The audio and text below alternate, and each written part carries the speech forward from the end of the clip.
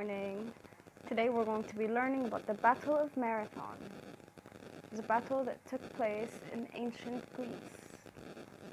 Right, let's review what we've learned so far with the ancient Greeks. So the ancient Greek Empire began around 500 BC. It included modern-day Greece, Turkey, Iran, parts of India, parts of Egypt, and parts of Italy. The two largest city-states were Sparta and Athens. The Acropolis is the hill on which the Parthenon was built. The Parthenon was built to goddess Athena. Drachma was the name of the currency used by the ancient Greeks. Democracy is a system of government where people vote for the people they want to be ruled by. And the Elgin marbles are the marbles that were taken from the Parthenon in Greece to Britain by Sir Elgin. They are now in the British Museum. Greece and Persia. Persia is a country far from Greece and it had a huge empire. Persia is modern-day Iran. In the book, on pages 8 and 9, we learned that the Persians often attacked the Greek colonies, and the Athenian soldiers would always help them. The Greek colonies would always flatter them so they could get their help. The Greeks could not stop the Persian armies, and then the Persians attacked Greece. When that happened, Sparta and Athens joined together to fight them. That led to the Battle of Marathon. Athens and Sparta were both Greek city-states. They were very different. Athens was ruled by a democracy and believed the city should be run fairly. They believed in education, but only for boys.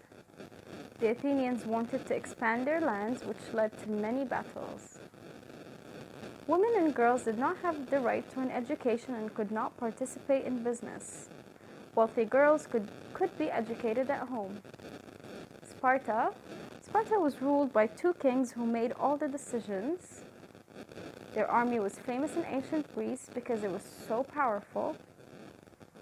Spartans were raised to be in the army. Boys would learn to train from a very young age. It was very strict. Sparta did not try to invade other cities or claim more land. Women were not allowed to join the army, but had to train and had to be fit and healthy. The Greek and Persian empires. So the orange part was the Persian Empire. The Battle of Marathon. In 490 BC, the Persian Empire was very big. King Darius, the Persian king, wanted to continue to expand the empire, so he decided to invade Athens. The commander, Datis, and his fleet of 25,000 sailed to Marathon, which was a few miles from Athens. The Athenian army was massively outnumbered. The Athenians needed to ask for help, so they decided to ask the Spartans. Although they often fought against each other, when faced with an outside enemy, the Greek city-states usually joined forces. The Spartan army was very famous and would have been very useful to the Athenians. So, they sent a runner, Philippides, to Sparta to ask for help. Philippides ran for 2 days and nights from Athens to Sparta, running 240 kilometers in total. When he got there, the Spartans were celebrating a festival, so they said they would help, but only once the festival was over. Philippides then ran back to Athens with the news that they would need to wait. The Athenian army, led by General Miltiades, tried to wait for the Spartan army, but they knew they would have to fight on their own. He had to come up with a plan. Heavily outnumbered, Miltiades decided on a risky battle formation. He knew Datis would put his strongest fighters in the middle, so Miltiades put his strongest hoplites, that was the name given to Greek soldiers, on the edge or the flanks. He also knew the Persians had archers, so he instructed his men to charge quickly towards the enemy. The Persians were shocked at the strategy, and the Athenian hoplites quickly ran past the line of arrows flying towards them. They charged straight at the Persians. The stronger fighters on the flanks quickly attacked the much weaker Persian soldiers on their flanks. This left the Athenians free to close in and trap the rest of the Persian army. The remaining Persians then ran away to their ships.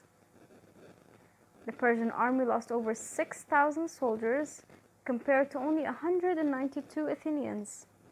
Philippides then ran 26 miles to Athens to tell of their victory, and also to warn them of a possible second Persian attack. He shouted, "Joy to you, we've won!" As he said these words, he died.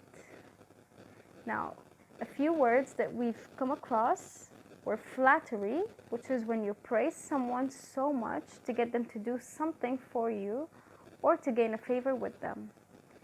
Fleet is a group of battleships. Flanks are the sides. Archers are the fighters who shoot bows and arrows. Marathon is a long-distance race. And hoplites was the name given to Greek soldiers who carried spears and shields. Now that's it for today. I'll see you next lesson.